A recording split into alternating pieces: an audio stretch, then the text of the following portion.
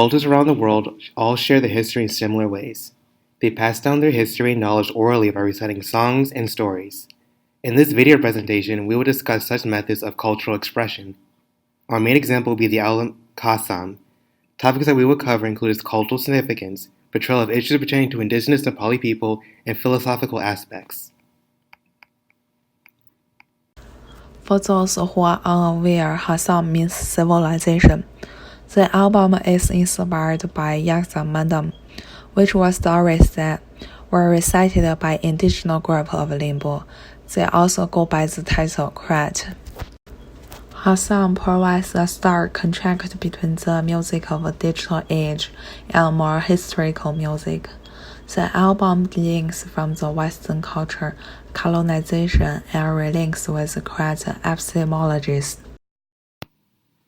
Juma Limbu, the artist behind Khaasaam, grew up singing popular Indian and Nepali music. Her upbringing most likely made an impact on her interest in discovering more about Kirat cultural history.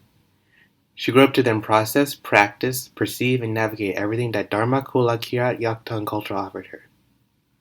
The album Khaasaam articulates the relationship between culture, nature, and music. It depicts how Suswa Lilim culture originated in the lap of Phak Tanglong. In spite of what the album had to offer in terms of cultural heritage, Kirat were unable to freely express their cultural identity until 1990. This is because of the colonialism enforced by the caste Aryans, an Indo-Aryan ethno-linguistic group in Nepal. Yaktangs weren't allowed to research nor document their cultural, linguistic, and musical literacy due to the caste Aryan oppression. After their invasion in 1774, they imposed caste Hindu ideology, Hindu religion, and caste Aryan-centric principles as the norm. As a result, Kirat were forced to adopt a more patriarchal school of thought. The album speaks to several factors that are essential to Kirat indigenous matriarchal culture. Khaasaam makes contributions in the rekindling of Kirat history and revitalizes cultural values and practices. The first track that we will showcase is Shriti Madam, which is a creation story. The song was passed down from generation to generation through ritual act and recitation. The song depicts how human evolution occurred. In Juma's performance, she opened up with this section without any modern instrument. That gave us a picture of nature before the evolution. Then she plays Live like Magina did to introduce the forming process of Kirat community. The next track is Samoa, a Madam, as another track on evolution. This one focuses more on the development of the human mind. So this part demonstrates that in Kirat culture, people know the bad spirit will hurt humans and the bad spirits should not live with humans. Compared with most other cultures, Kirat culture will not kill or destroy the bad spirit. Instead, they will request the bad spirit to live and stay where they belong to. First, they will humbly request the bad spirit to leave. However, if the bad spirits still stay, they will chase the bad spirit to let them go back to their region. That also shows the equal thought in Kirat culture. Everything is equal, no matter what he is, good or bad. The third song is Marine Sankma. This song has much sadder tone than the others. Its inspiration is nature itself. Compared to Shriti Madam's recitational style, Marine Sankma is more melodious. In this process, it introduces how does the world looks like, and then lives started to build their own communities, which includes Kirat. Then humans will pass away anyway. No one can live forever. People in Kirat also has emotion. They will cry when their close relatives, friends leave the world. This series of music describes an entire cycle of Kirat culture. And Hakpara melody, the fourth track is much more classical. Unlike the other tracks, it is much more difficult to learn. Hakpara is the most popular and formal classical song in Kirat culture. There is a story behind the song. There is a place called Machalam, which is a hill. youngster and lovers meet there on the hill. A young man who called Sam is believed to introduce this song on the Machalam. This song's content is in perfect linear order, such as the creator of the universe, creative creatures, and other respectively. Thereafter, it includes society, civilization, and social practice. This song is pretty hard for young people to learn since the formal and allied language in this song is barely used in normal life. So if a person can sing Hakbra, that will indicate that a person is a really master of crack music. In track 5, Jahama Limbu introduces Palek Palam in Palek Palam melody. This is an old Palam melody that was popular hundreds of years ago in Fadab agents. Limbu 1. The next song is Kamba Pala Samlo, which is sung during the Kamba yearling dance. It has a much slower rhythm than the other songs. In track 6, Jahama Limbo introduces charcoal parliaments that has been sung in the charcoal Lambuan region for centuries.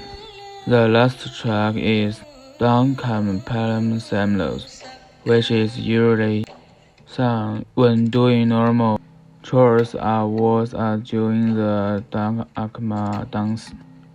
Track 7 includes Tamak Hold Parliament, which generated during Krayakchen Chamarko civilization. The Tamak Hold Parliament Samlo was very popular and still popular.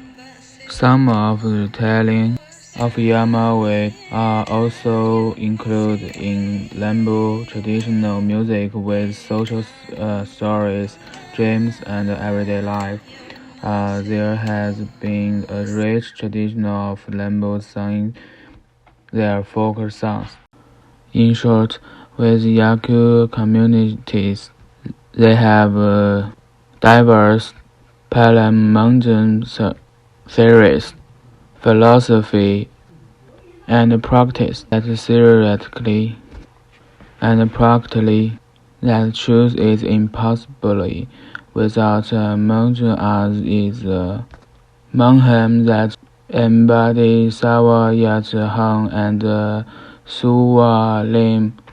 Epistemology is Maham that penetrates all or performance-based histories and reformulated truths. Last but not least, we will cover the Karachi Native Americans. There are one indigenous people in the United States. In addition, Karachi language is part of Iroquois language group. So before the 19th century, polygamy was very common in the Karachi community, especially by elite men. So as a matrilineal society, Karachi women were expected to be a strong member of their community. So in other words, women control the property and their dwellings. And their children were born under the mother's clan. In addition, the leader of the group is usually be the elder lady. So as custom, a married couple lives with the near woman's family, so she can be aided by her female relatives. And the wife's elder brother was more important mentor to their children than their father. So it is because father belongs to other clan. So traditionally, couples can divorce freely, but usually woman takes more control. So the Karachi and many other indigenous groups in the Western Hemisphere created stories and songs about land and animals. These songs has been passed on by generation. but much has been lost during the colonial period. So there are many songs has been translated to Karachi, from the Western countries, such as Amazing Grace. So the songs that live on carry the Karachi culture along with them. So the other example was the Pakistan oil culture in China. There are 55 military groups in China. They all have different cultures, different language, and different music. The Mongolia is a large group living in northern China, and Mongolia is a powerful empire with a history of more than 1,000 years. Mongolian songs are very representative of their culture and popular among the whole of China for many years. However, because of the Chinese Cultural Revolution, which was a dark period for China, some of the long-time Mongolian songs were seen as a kind of anti-communism culture, and the government totally shut it down by some political reasons. So the development of Mongolian songs was stagnated for 10 years. It was a big devastation for Mongolian music, and a great number of them were disappeared since the Cultural Revolution. However, the good thing is, after the people are allowed to make Mongolian long-term music again, and they create the many great songs that we still sing nowadays. And some colleges and universities have also opened a major of Mongolian long-term music. This song is representing a vast image of grassland which most Mongolians farm their livestock in Langtang. It shows us how Mongolian life looks like. They live with their cows and sheep. Most of them don't have motor vehicle for transportation, so they will also ride some horses. They hunt for actual food as well. In addition, in this song, it also told a short love story between younger. Overall, although this song involves lots of modern elements, it still represents a traditional lifestyle of Mongolian. The United States also uses folk music to share its culture. Traditional singers typically learned their craft through family ties in their community. Early Americans feared their folk stories and songs would be lost forever due to the introduction of radio broadcasts. A reason for this fear was that traditional songs were an integral part of daily life. For instance, various songs would accompany different parts of life, from work to religious celebration and at social occasions. This is similar to how indigenous Nepali songs such as Damke Akma Palam Samlo are sung during daily chores. The suppression of culture after the Caste-Aryan invasion and the consequential loss of history demonstrates how important it was to maintain folk music. In conclusion, Khaasaam was a very important milestone for Yakzam Mandam. It passed on a culture that was once lost to people of contemporary society. It also left a significant mark on the rest of the world. We give a thanks to all people who helped Yakzan culture survive and thrive.